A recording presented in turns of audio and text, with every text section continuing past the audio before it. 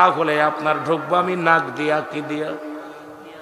কথা কয় না করে, নাক দিয়ে ঢুকবো। আর মুসা নবী কয় আজরাইল দাঁড়াও,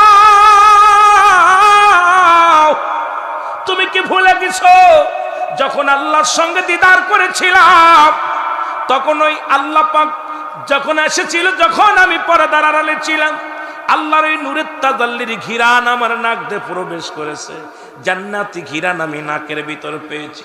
সুতরাং আমার নাক দিয়ে তুমি ঢুকবা, এই সাহসটা কই পাইলা? আমি তোমাকে নাকের ভিতরে দিয়ে ঢুকতে দিতে পারি না। বলো হুজুর তাহলে আপনি ঢুকবো, আপনার ঢুকবো আমি চোখ দিয়া। আজরাইল কয় আজরাইল দাঁড়াও, তুমি আমার চোখ দিয়ে ঢুকবা ভাবলে কেমন করে? কারণ আল্লাহর নূরের তাজাল্লি খানা আমি দেখছি এই নূরের চোখ দিয়া।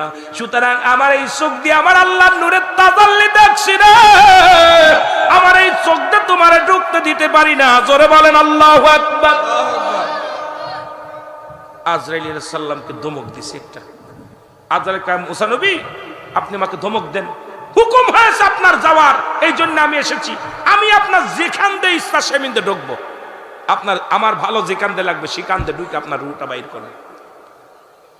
মুসা আলাইহিস সালাম একটু রাগান্বিত ছিলেন বেশি। মুসা আলাইহিস সালামকে কি বললা? আমার ইচ্ছা যেমিনতে ঢুকবো, যেমিনতে পারবো সেমিনতে ঢুকবো।